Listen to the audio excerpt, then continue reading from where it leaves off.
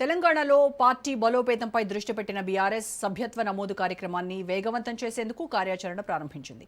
ఇందులో భాగంగా పార్టీ సభ్యత్వ నమోదు అవగాహన కార్యక్రమాలను చేపడుతూ హైదరాబాద్, రంగారెడ్డి జిల్లాల నియోజకవర్గాల వారీగా జనరల్ బాడీ సమావేశాలు నిర్వహిస్తోంది. తెలంగాణ భవన్లో సనత్ నగర్ నియోజకవర్గానికి సంబంధించిన జనరల్ బాడీ సమావేశం నిర్వహించగా పార్టీ శ్రేణులకు సభ్యత్వ నమోదు ప్రక్రియపై దిశానిర్దేశం చేశారు.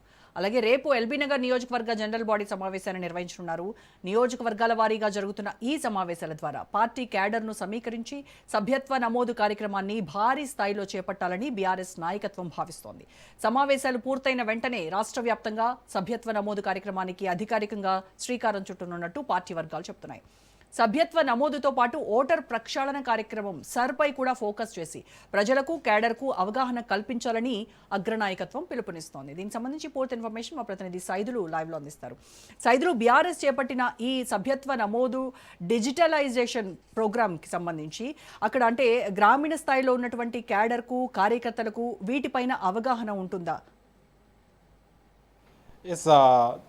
రోజా, యాక్చువల్గా ఇలాంటి అవగాహన ఉండదనే ఉద్దేశంతో పార్టీ ఒక నిర్ణయం తీసుకుంది.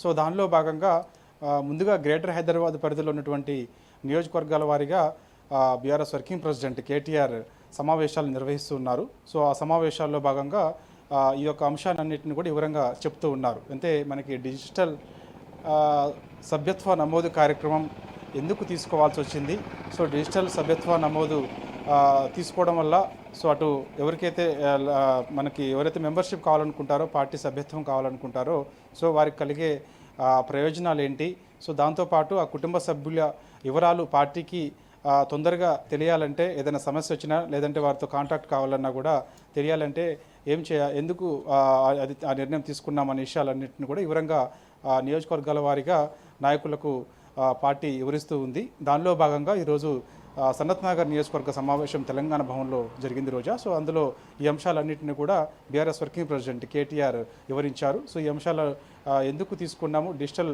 సభ్యత్వ నమోదు తీసుకోవడం గల కారణాలు ఏంటి, అందులో కుటుంబ సభ్యుల వివరాలు ఏ విధంగా పొందుపరచడం వల్ల సో నెక్స్ట్ పార్టీ నుంచి కాంటాక్ట్ ఎలా చేయొచ్చు, ఎంత ఈజీగా ఉంటుంది అనే విషయాలన్నింటినీ కూడా వారందరికీ చెప్తున్నారు. సో వారందరి నాయకులందరూ కూడా ఇక నేరుగా ఆయా బూత్ లెవెల్కి వెళ్ళిన తర్వాత, బూత్ లెవెల్లో ఉన్నటువంటి ఓటర్స్ అందరినీ కలిసిన తర్వాత సో వారికి ఇవన్నీ చెప్పినవి అన్ని కూడా వాళ్ళకి వివరిస్తారు. రైట్. అయితే ఈ జనరల్ బాడీ సమావేశాల ఎజెండా ఏంటి అంటే రానున్నటువంటి పరిషత్ ఎన్నికలు అలాగే జిహెచ్ఎం ఎన్నికల ధ్యేయంగానే ఈ సమావేశాలు చేస్తూ ఉన్నదా బీఆర్ఎస్ పార్టీ?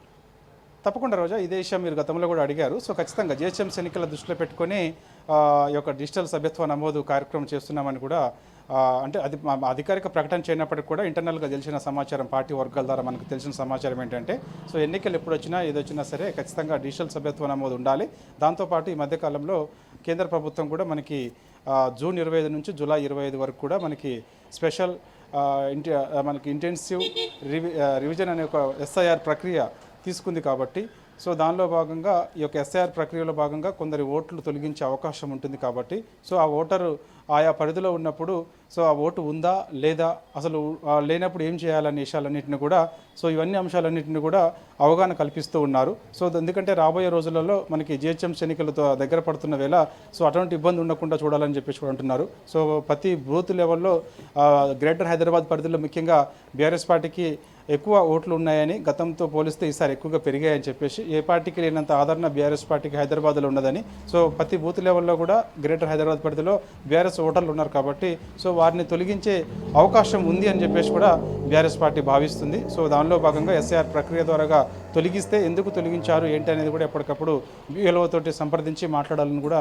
చెప్పారు. కాబట్టి సో ఇట్లా చెప్పిన తర్వాత ఎస్ఐఆర్ ప్రక్రియ ముగిసిన తర్వాత వెంటనే డిజిటల్ పద్ధతిలో ఉన్నటువంటి ఓటర్లకు సంబంధించి వారన్నింటినీ కూడా సభ్యత్వం తీసుకోవాలని చెప్పేసి కూడా పార్టీ నిర్ణయానికి వచ్చింది. అంటే ఎవరికైతే 18 సంవత్సరాలు నిండి ఉంటాయో వారికి ఓటు హక్కు వచ్చి ఉంటుందో సో వారికి ఒకవేళ పార్టీలో చేరాలనుకుంటే వారిని పార్టీలో చేర్చుకునేందుకు డిజిటల్ సభ్యత్వ నమోదు వారికి ఇచ్చేందుకు పార్టీ నిర్ణయంకి వచ్చింది. సో దానిలో భాగంగానే ఎస్ఐఆర్ ప్రక్రియ, అదేవిధంగా ఇప్పుడు డిజిటల్ పద్ధతిలో సభ్యత్వ నమోదు రెండు కూడా ఇప్పుడు కేంద్ర ప్రభుత్వం తీసుకుంటున్న నిర్ణయం ఆధారంగా పోతే బాగుంటుందని కూడా బీఆర్ఎస్ ఆలోచన చేస్తుంది. సో అందుకు ఈ యొక్క డిజిటల్ పద్ధతిలో సభ్యత్వ నమోదు కార్యక్రమానికి శ్రీకారం చుడుతుంది. సో రేపు గ్రేటర్ హైదరాబాద్, రంగారెడ్డి జిల్లాల్లో పార్టీ పట్టును పెంచుకోవడానికి బీఆర్ఎస్ సీనియర్ నేతలు వాళ్ళ ఎలాంటి వ్యూహాలతో ముందుకు వెళ్తూ ఉన్నారు?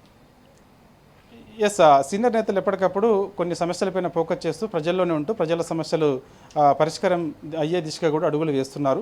సో అందుకు కేడర్ అన్నది కూడా ఎప్పటికప్పుడు సన్నద్ధం చేస్తూ ఉన్నారు. సో ఉన్నటువంటి ఓటర్లు ఎంతమంది, సో వారికి ఏమైనా డబుల్ ఓట్లు ఉన్నాయా, ఒకవేళ ఉంటే ఎక్కడ తొలగిస్తారు ఏంటి అనే అంశాలన్నింటినీ కూడా పార్టీ ఎప్పటికప్పుడు పర్యవేక్షణ చేయాలని చెప్పేసి కూడా ఆదేశాలు జారీ చేస్తుంది. సో ఇదే అంశాలన్నింటినీ కూడా నియోజకవర్గాల వారీగా ఈ యొక్క సమావేశాలు నిర్వహించినప్పుడు చెప్తూ ఉంది. వారందరికీ కూడా ఒక దిశానిర్దేశం చేస్తూ వస్తున్నారు.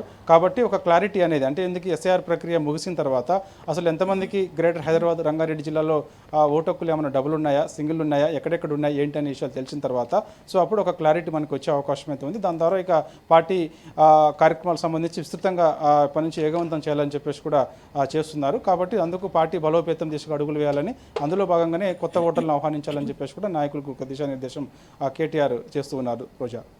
Right, thank you Saidulu.